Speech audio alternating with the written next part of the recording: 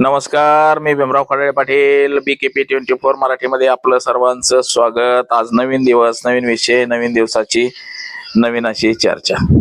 आज चर्चा घेऊन आलोय म्हणजे पुन्हा एकदा बघा, मी 2 व्हिडिओ बनवले रोहिणी पारध्ये हिच्यावरती। तिनं जी आत्महत्या केली आणि आत्महत्याचं गोड जे आहे हे प्रचंड वाढलेलं आहे। त्या हॉटेलमध्ये जे कामगार होते ते कामगार सुद्धा पसार झालेले आहेत। आता पोलिसांचा तपासाचा अँगल हा या सगळ्यांकडे होता की तिथं असणारे कामगार असतील, तिचा नवरा असेल, तिनं लव्ह मॅरेज केलेलं होतं, परंतु पोलिसांना अजून तरी तपासात काही सापडलेलं नाही असं एकंदरीत दिसतंय। परंतु पोलिसांचा संशय हा या सगळ्यांवरती आहे। तर असंही सांगण्यात येतंय की त्या हॉटेलमध्ये जे होते कामगार, जे असणारे कामाला जे होते हे फरार झालेले। तसंच तिच्या नवऱ्याला म्हणजे बायकोचा मृत्यू झालाय, तर त्याला काहीही त्याचा सोयरसूतक राहिलेला नाही, म्हणजे काय वाटत नाही, म्हणजे चेहऱ्यावरती वगैरे काय हावभाव जे असतात की बाबा आपल्या घरचं कोणतरी गेले मग माणसाला वाईट वाटतं, तर असं काय आपल्याला एकंदरीत दिसत नाही असं सांगण्यात येत आहे। तर याच विषयाची आज चर्चा घेऊन आलोय। तर सर्वप्रथम आपण जर चॅनल सबस्क्राईब केला नसेल तर चॅनल सबस्क्राईब करावा ही सर्वांना विनंती, आणि हा संपूर्ण व्हिडिओ जर पाहिला तर आपल्या लक्षामध्ये येईल की नेमकं काय काय अँगल आहे, तिचं आत्महत्येची कारण काय किंवा काय झालं हे सगळं प्रकरण आपल्या लक्षात येईल। तर चला चर्चेला सुरुवात करूया। बघा, रील स्टार, तिचं फार मोठं असं नाव होतं रील स्टार म्हणून। व्हिडिओ तिचे लाखामध्ये जायचे, मिलियनमध्ये जायचे। पुण्यामध्ये राहायला होती, प्रेम प्रकरणातून तिनं लग्न केलं। लग्न केल्यानंतर हा उद्योग वाढला। बघा, सदरची घटना आहे 27 मे 2026 रोजी, मंगळवार होता। दुपारी 2:30 वाजता तिनं आत्महत्या केली असं सांगितलं जातं। त्याचं ठिकाण होतं मंगळवेढा तालुक्यातील ब्रह्मपुरी हे गाव होतं। तिचं स्वतःचं हॉटेल होतं, हॉटेल ग्रामपंचायत। या हॉटेलमध्ये स्वयंपाकाची खोली होती। त्या स्वयंपाकाच्या खोलीतच तिनं दोरीनं, म्हणजे वर छताच्या लोखंडी एक अँगल असतो असा वाकडा लावलेला, आपण नाही का पंखा बिंका लावायला लावत असतो, त्या अँगलला दोरी लावून तिनं फास घेतला।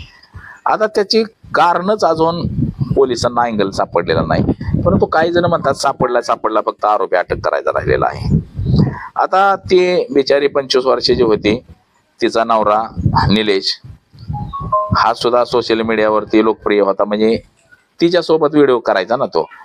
हॉटेलमध्ये खेळीमेळीचं वातावरण होतं, रील मुळे ती चांगली प्रसिद्ध होती। परंतु असं काय झालं की तिनं आत्महत्येसारखं टोकाचं पाऊल उचललेलं आहे।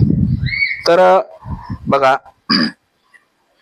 ते जेव्हा आत्महत्या केली तेव्हा तिच्या नवऱ्यानं तिला खाली काढली आणि मंगळवेढ्याच्या दवाखान्यामध्ये नेली, पण तिथं डॉक्टरांनी मृत घोषित केलं।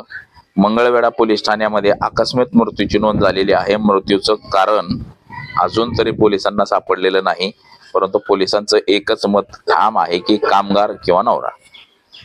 आता असं सांगण्यात येतंय चर्चेतली संभाव्य जी कारण आहेत ते व्यवसायातला ताण, एका हॉटेल नंतर मंगळवेढा तालुक्यात आणखी दुसरी शाखा काढली, त्यानंतर तिसरी सुद्धा शाखा काढली, मग 3 शाखा झाल्या। त्याच्यामुळे त्याचं नियोजन जमत नव्हतं, म्हणून नवरा आणि बायकोमध्ये भांडण व्हायचं आणि या भांडणाचा ताण वाढत गेला असं सांगितलं जातंय। म्हणजे शाखेचा आर्थिक ताण, कामाचा वाढलेला व्याप, या सगळ्या गोष्टीमुळे दोघांमध्ये भांडण तांडण व्हायचं सारखं, आणि म्हणून तिनं आत्महत्या केली असंही सांगण्यात येते।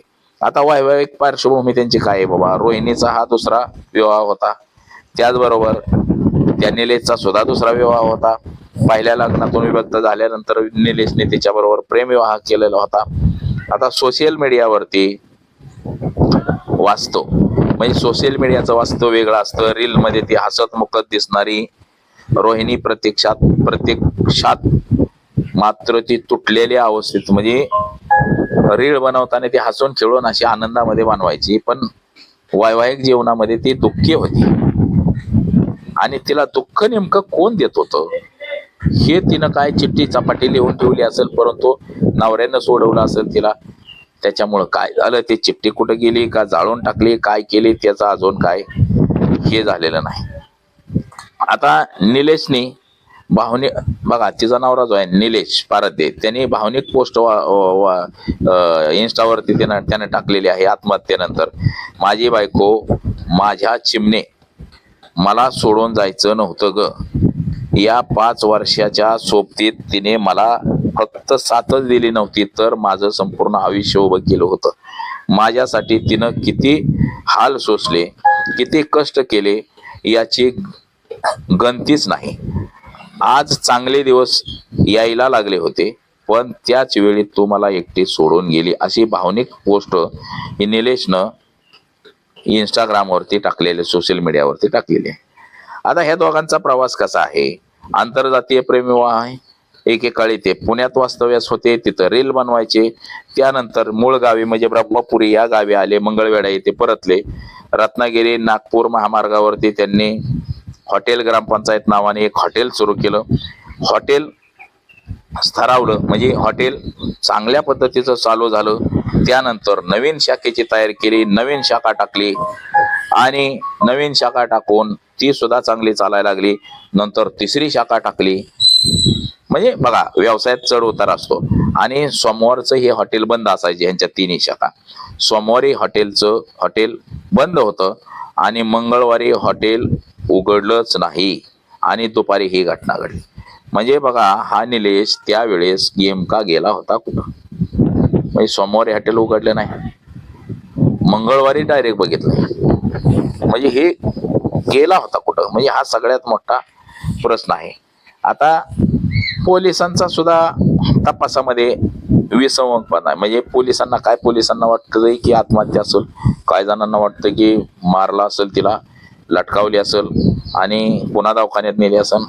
काही जणांना वाटतंय नवऱ्याने मारली असेल, काही जणांना वाटतंय कामगारांनी मारलं असेल, काही जणांना वाटतंय आत्महत्या केली असेल.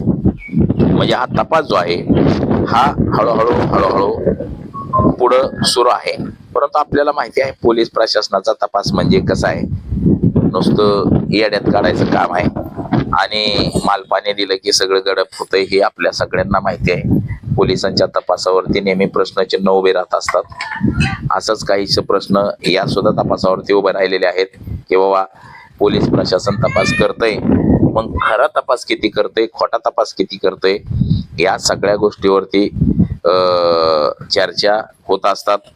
आता बघा असं सांगण्यात येतंय की कामगार कुठं गायब झालेले आहेत, कोण म्हणतंय नवरा असू शकतो. म्हणजे सगळ्यांमध्ये एक तर्क वितर्क लढवला जातो. आणि पण या रील स्टार रोहिणीचं मृत्यू नेमका कशामुळे झाला? जर तिला नवरा त्रास देत असेल, टॉर्चर करत असेल तर त्याच्यावरती सुद्धा कारवाई होणं गरजेचं आहे. म्हणजे एखादा माणूस सहजासहजी अशी जाऊन आत्महत्या करत नसतो किंवा त्याला काय त्रास होतोय, काय का होणार पण त्रास म्हणजे आजारपण असेल किंवा पश्चाताप असेल कुठल्या गोष्टीचा, किंवा कोणी त्रास देत असेल किंवा हाणमार करत असेल कोण, या सगळ्या गोष्टीतून पोलिसांनी तपास करणं गरजेचं आहे आणि तिला न्याय मिळवून देणं सुद्धा तितकंच गरजेचं आहे. म्हणजे नेमकं ही घटना घडली कशामुळं याचा मूळ शोधणं हे पोलिसांचं काम आहे. परंतु पोलीस असं करतील असं वाटणार नाही, पोलीस मूळ तपासापर्यंत जातील असं वाटणार नाही. तपासापर्यंत जातील की लगेच तिथं आकडा मोठाला टाकतील आणि प्रकरणं दाबून टाकतील. परंतु सोलापूरचे पोलीस अधीक्षक कुलकर्णी साहेब आहेत आणि शिस्तीचा अधिकारी आहे, परंतु काही सांगता येत नाही. खालच्या अधिकारी जे काही करतात त्यालाच सत्य मानलं जातं. खालच्या अधिकाऱ्यानं यस म्हणलं की यस म्हणलं जातं. तर या प्रकरणाचा व्यवस्थित तपास व्हावा आणि वेगळ्या अँगलने व्हावा हे तितकंच खरं आहे. अन्यथा हे सुद्धा प्रकरण इतर प्रकरणांसारखं गडप केलं जाईल मित्रांनो. तर बघा आज एवढंच. माझा सहकारी कॅमेरामन अनिकेत मी भीमराव खराळे पाटील, BKP 24 मराठी, इंदापूर, पुणे.